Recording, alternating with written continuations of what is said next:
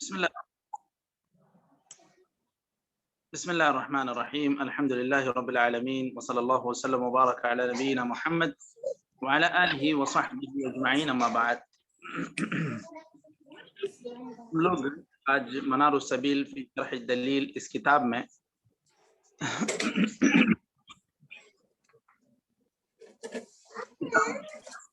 باب الاذان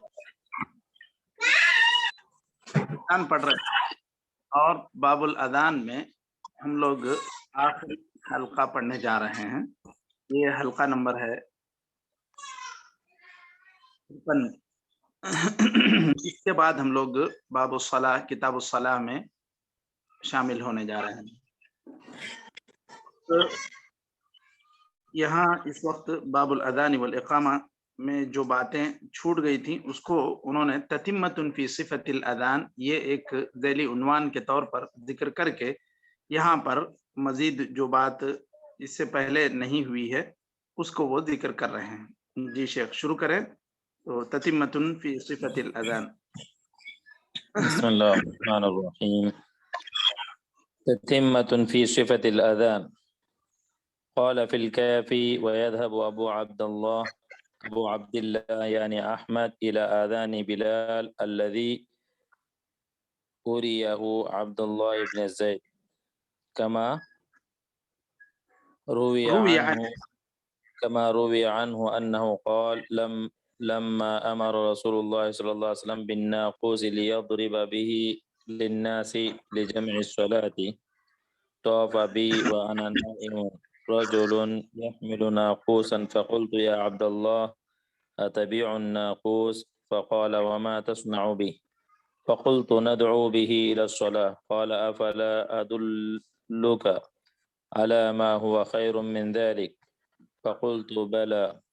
فقال تقول الله أكبر الله أكبر الله أكبر الله أكبر أشهد أن لا إله إلا الله أشهد أن لا إله إلا الله أشهد أن محمد رسول الله أشهد أن محمد رسول الله حي على الصلاة حي على الصلاة حي على الفلاح حي على الفلاح الله أكبر الله أكبر لا إله إلا الله.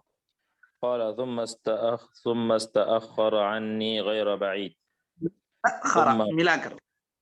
ثم استأخر عني غير بعيد ثم قال وتقول إذا قمت إلى الصلاة الله أكبر الله أكبر أشهد أن لا إله إلا الله أشهد أن محمد رسول الله حي على الصلاة حي على الفلاح قد قامت الصلاة قد قامت الصلاة الله أكبر الله أكبر لا إله إلا الله. فلما أصبحت أتيت رسول الله صلى الله عليه وسلم فأخبرته بما رأيت فقال إنها لرؤيا حق إن شاء الله فقم مع بلال فألق عليه ما رأيت فليؤذن به فإنه أندى صوتا منك. رواه أبو داود.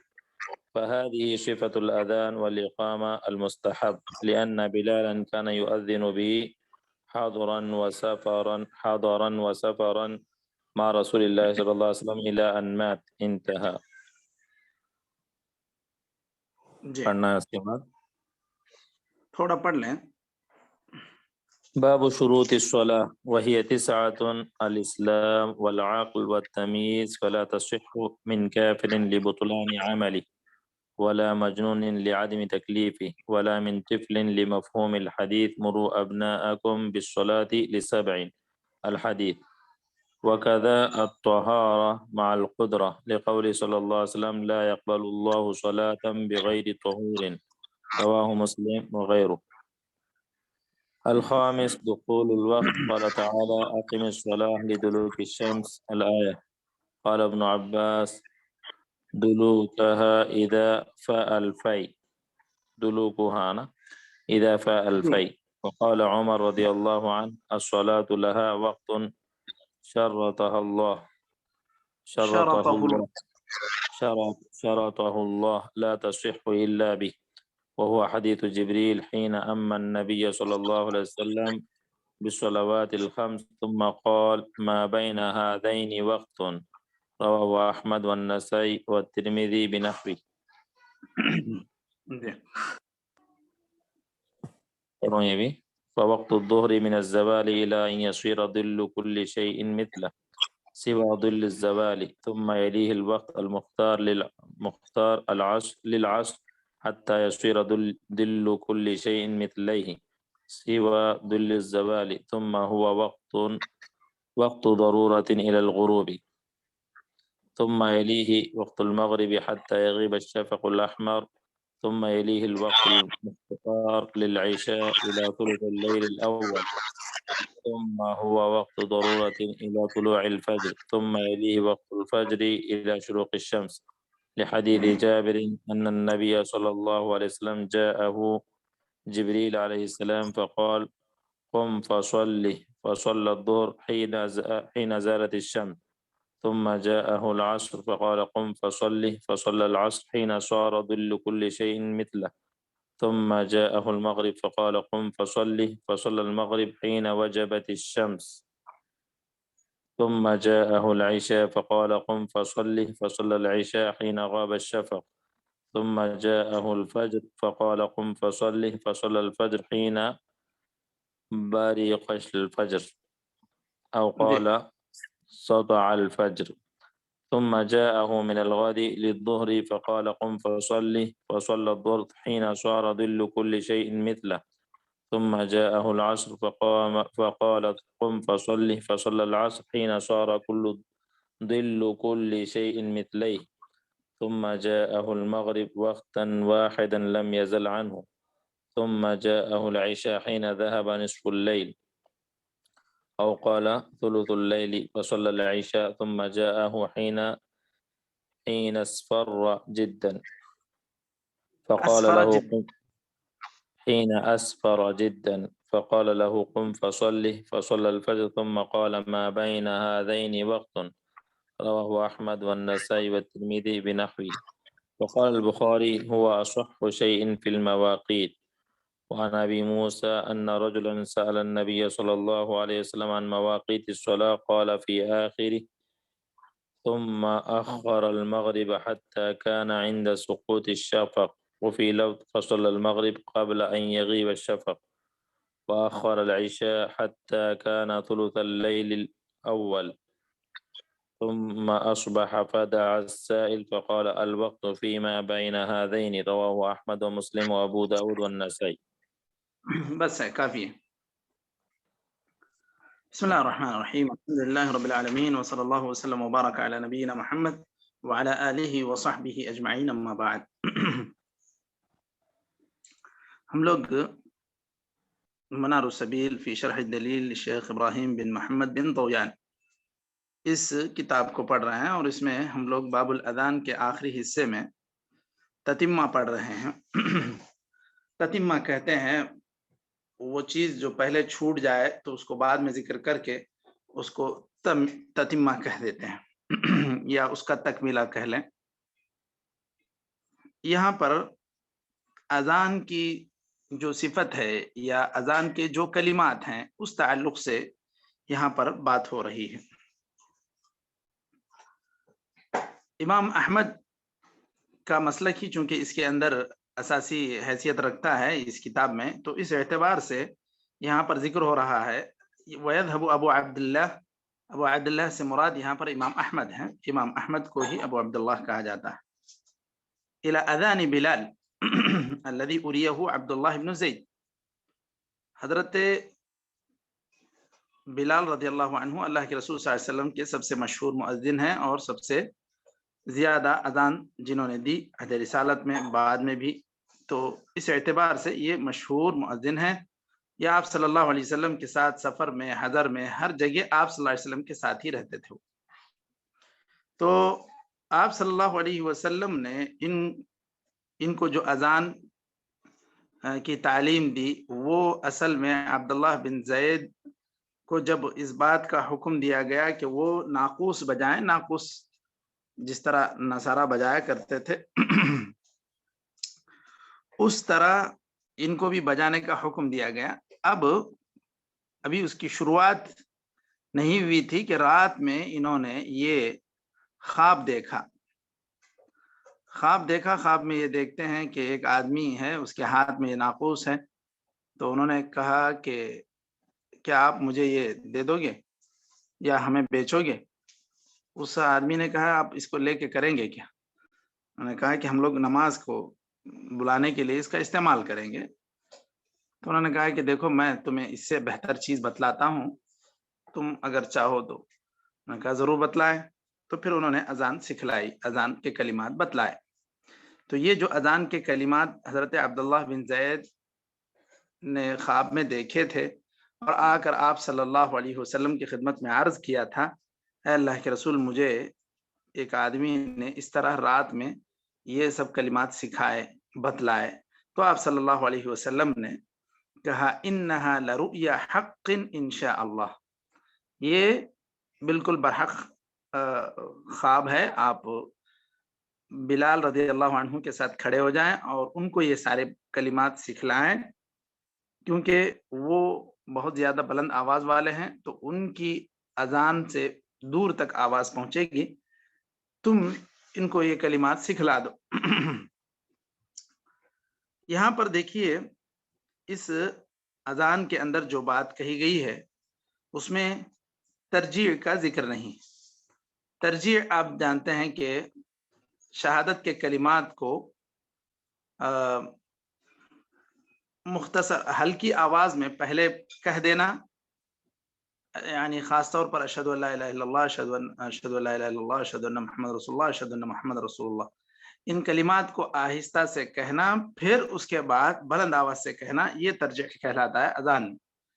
تو یہاں جو حضرت عبداللہ بن زید بن عبد ربہ کو جو کلمات سکھلائے گئے اس خواب میں، اس میں یہاں ترجیح کا ذکر نہیں ہے، اور یہی کلمات تھے جو حضرت بلال رضی اللہ عنہ ہمیشہ جن کے ذریعے سے اذان دیا کرتے تھے۔ اور جو روایت ہے ترجیح کی وہ ہے حضرت ابو محذورہ کی۔ ابو محذورہ فتح مکہ کے بعد اللہ کے رسول صلی اللہ علیہ وسلم نے انہیں مؤذن مقرر کیا مکے میں۔ اب یہ فتح مکہ تو واقعہ ہے سن 8 ہجری کا، ان سے یہ روایت آئی ہے کہ اس طرح ترجیح کے ساتھ اذان دی جانی چاہیے۔ اب کیا دونوں میں صحیح اذان یہ ہے حضرت بلال کی یا حضرت ابو محذورہ کی ہے؟ تو شیخ الاسلام ابن تیمیہ کہتے ہیں کہ کبھی اس پر عمل ہونا چاہیے، کبھی اس پر بھی عمل ہونا چاہیے، تاکہ دونوں ہی روایتوں پر عمل ہو جائے۔ ویسے جہاں تک امام احمد کی جو بات ہے، انہوں نے جو اختیار کیا ہے، ان کی جو رائے ہے، انہوں نے حضرت بلال رضی اللہ عنہ کی اذان کو اختیار کیا ہے، کیونکہ یہی حضر اور سفر میں نبی کریم صلی اللہ علیہ وسلم کے ساتھ ہوا کرتے تھے جب تک نبی کریم صلی اللہ علیہ وسلم باحیات رہے۔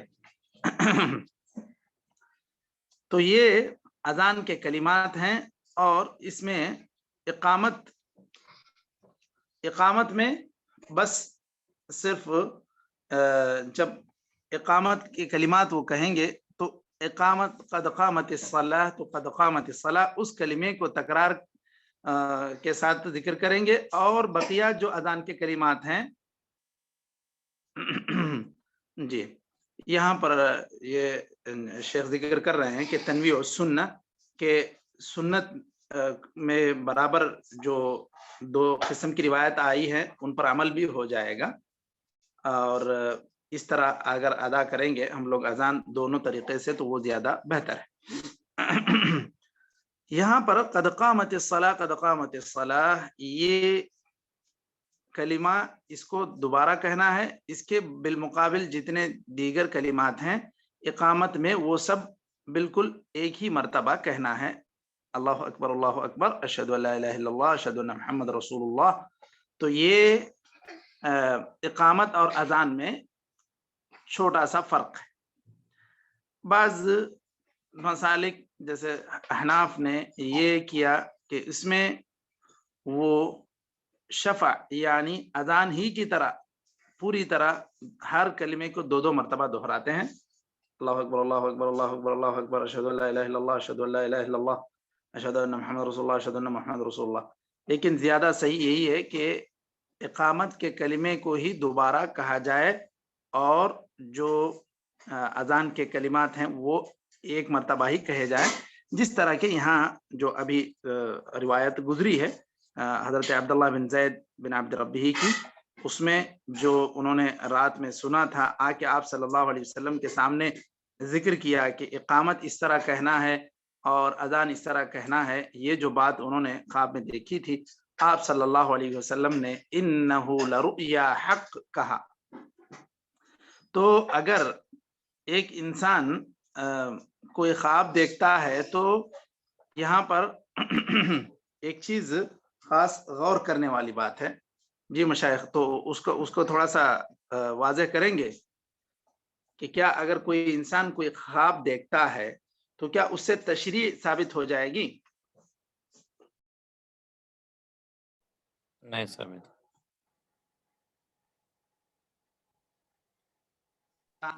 मैं ख्वाब में इस तरह कर रहा हूँ, अब ये शरीयत हो जाए, क्या इस तरह हो सकता है? नहीं हो सकता। जी, तो क्या है उसकी और मजीद कुछ वजाहत करेंगे कोई भी? उसकी वजह ये है कि अगर जैसा वो वाक़या पेश आया अजान का, जिसकी तस्दीक अल्लाह के रसूल सल्लल्लाहु अलैहि वसल्लम किए हैं, तो इसमें तशरीह साबित होती है। सिर्फ बज़ात खुद कोई आदमी, आम इंसान या कोई दूसरा इंसान भी देखे तो उससे तशरीह साबित नहीं होती। जी जी, बिल्कुल जी, सही बात है। देखिए यहाँ पर ये जो ख्वाब देखे, अगर वो सिर्फ ये ख्वाब देखते और नबी करीम सल्लल्लाहु अलैहि वसल्लम उसकी तस्दीक ना करते तो वो शरीयत नहीं बनती। सिर्फ किसी इंसान का ख्वाब में ये देख लेना कि मैंने ख्वाब में देखा कि अगर एक इंसान ऐसा करेगा तो उससे वो फायदा होगा, इससे ये फायदा होगा। हाँ, मुझे फलां बुजुर्ग ने बताया, मुझे उन्होंने बताया, इन्होंने बताया। इस तरह किसी भी इंसान के ख्वाब से कोई तशरीही हुक्म साबित नहीं होता। सिर्फ नबी का ख्वाब ऐसा होता है कि अल्लाह ताला वही के एक किस्म है, नबी सल्लल्लाहु अलैहि वसल्लम को, अंबिया को ख्वाब जो नजर आता है वो उनको एक हुक्म होता है। बकिया जो उम्मती हैं उनको जो ख्वाब नजर आता है वो शरीयत का हुक्म उस वक्त तक नहीं बन सकता जब तक कि नबी करीम सल्लल्लाहु अलैहि वसल्लम या जो नबी वहां पर हैं उस दौर में हैं वो उसको उसकी तायद ना कर दें, उसकी तस्दीक ना कर दें। तो यहाँ जो अजान के कलिमात हजरत अब्दुल्लाह बिन जैद बिन अब्द रब्बी ने देखे, सुने, आकर आप सल्लल्लाहु अलैहि वसल्लम को बतलाए, आप सल्लल्लाहु अलैहि वसल्लम ने कहा इन्नहा लरुया हक, ये बिल्कुल सच्चा ख्वाब है। तो इस तरह इस ख्वाब की तस्दीक आप सल्लल्लाहु अलैहि वसल्लम के जरिए से हो गई और आप सल्लल्लाहु अलैहि वसल्लम ने इसको गोया कि एक तशरीह हुक्म बतला दिया, बना दिया। कब? तब जाकर ये इस तरह का ख्वाब एक तशरीह हैसियत इख्तियार करता है। बात वाज़ेह हुई मशाइख?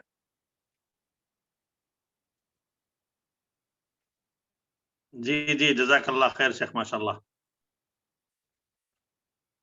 तो उमूमन बहुत सारे लोग जो खुराफात का शिकार होते हैं, वो बस ख्वाबों के सहारे पर कुछ न कुछ कह देना कि हमने ख्वाब में इस तरह देखा, फलां बुजुर्ग आए थे, फलां बुजुर्ग ने ये कहा। इस तरह की बातों से कोई तशरीह हुक्म शरीयत साबित नहीं होती। चलिए, तो यहाँ पर अज़ान और इक़ामत के लिए जो रिवायत हज़रत अब्दुल्लाह बिन ज़ैद बिन अब्द रब्बी की है, उसी की रोशनी में यहाँ पर अज़ान के कलिमात ज़िक्र किए गए।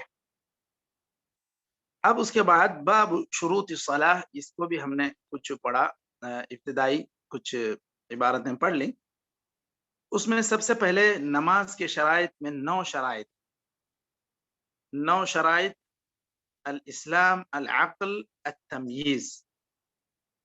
ये सबसे पहले ये कि एक इंसान मुसलमान हो, एक इंसान का मुसलमान होना सही, नमाज के सही होने के लिए ज़रूरी है। तो यहाँ पर जो शराइत हैं, बाज़ शराइत ऐसे हैं जिनको शर्त सिहत कहा जा सकता है और बाज़ शराइत ऐसे हैं जो जिन्हें शर्त वुजूब कहा जाएगा। अल इस्लाम, अल अक्ल, अत-तमीज़ ये शर्त वुजूब में आते हैं। यानी अगर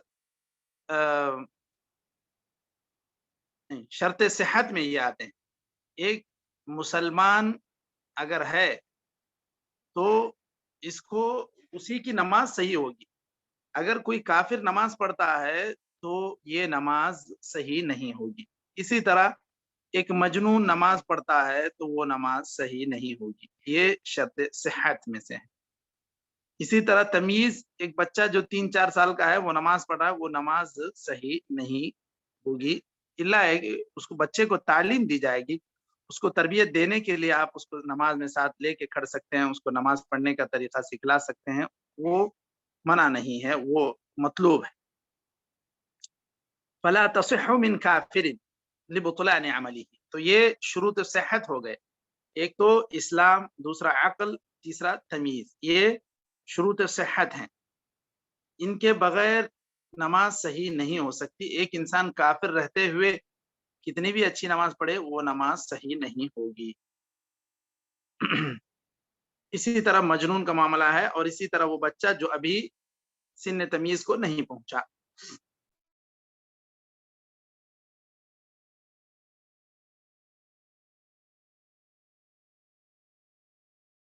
वो मुरू औलादकुम बिस्सलाति इज़ा बलगू सबअन, इस बुनियाद पे मुरू अबनाअकुम बिस्सलाति लिसबइन, ये जो हदीस में कहा गया कि आप सल्लल्लाहु अलैहि वसल्लम ने कहा अपने बच्चों को तुम नमाज का हुक्म दो 7 साल के होने के बाद, तो यहाँ पर आप सल्लल्लाहु अलैहि वसल्लम ने हुक्म देने के लिए कहा, तो ये आप सल्लल्लाहु अलैहि वसल्लम का जो हुक्म है 7 साल, तो यहाँ से गोया के तमीज शुरू होती है, यहाँ से इंसान को तमीज आती है, इस बुनियाद पर आप सल्लल्लाहु अलैहि वसल्लम ने उनको नमाज पढ़ने का हुक्म देने के लिए कहा। रही बात ये जो बच्चे पढ़ते हैं, ये मतलूब है, ये तरबियत के लिए, और नबी करीम सल्लल्लाहु अलैहि वसल्लम ने जो हुक्म दिया तो वहां पर 7 साल की बात आप सल्लल्लाहु अलैहि वसल्लम ने जिक्र की, और 7 साल के बाद नमाज सही होती है।